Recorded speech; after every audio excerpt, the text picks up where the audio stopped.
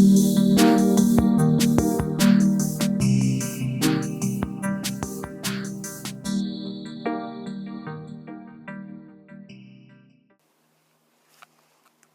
my name is Dr. Afzali, and I have been asked to talk to you a little bit today about how meals take place in Spain. So our breakfasts are very small. It's usually just a cup of coffee and a toast and a croissant. It happens quite early in the morning, usually before we go to work. We never have eggs and bacon for breakfast. That's something that is very, very American. So students usually ask, do you ever have eggs and bacon? And I say, yeah, I may have it. Like if I don't know what to make for dinner and I don't have anything else in the fridge, so I'll just throw together some eggs and bacon. But it's never really eaten for breakfast in Spain. So we have our breakfast usually around 7:30, 8 in the morning.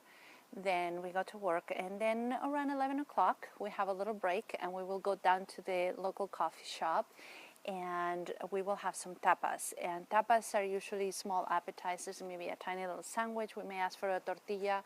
And again, if you ask for a tortilla in Spain, they don't give you what we understand of a tortilla here in the United States. They will give you a wedge of potato omelette. We don't have really any foods that are made out of corn in Spain. They're much more common in America.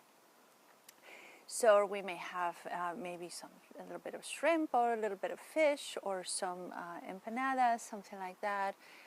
We may have a soda or some water or some juice or even a beer, a glass of wine. Remember, we drink alcohol much more freely in Spain than we do here in the United States.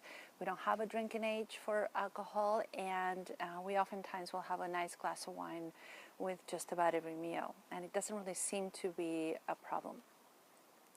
So that is the mid-morning snack. Then lunch never happens until about 2 or 3 in the afternoon. It's usually a sit-down meal, 2 or 3 course meal, and then dessert. And oftentimes businesses will close for that amount of time, for 2 or 3 hours in the middle of the afternoon. Then later in the afternoon, around 5 or 6, we have what we call the merienda. Merienda, it's again another snack. It tends to be something sweet, more like a croissant or a little sweet pastry with a cup of coffee or tea or hot chocolate and churros. And the churros in Spain are really very, very tasty. They're very quite different than the churros we find in the United States. They have the same shape, but the dough is really much lighter and different. We don't put cinnamon on it, we put sugar. And they're really very good, very tasty. And then, so we have that merienda in the middle of the afternoon. And then if you go to a restaurant for dinner at 8:30 at night, you won't find anybody there because nobody has arrived yet. We don't have our dinners until, at the earliest, it would be 9, 9:30, oftentimes 10 o'clock at night. And again, it's also a fairly big dinner. And we will have 2 or 3 course meal, and again, some dessert and some wine. And people ask me all the time, it seems like you eat a lot, like you're always eating. So do you have a lot of obese people in Spain? And the answer is no. And the reality is that I had not really seen an obese person until I came to the United States.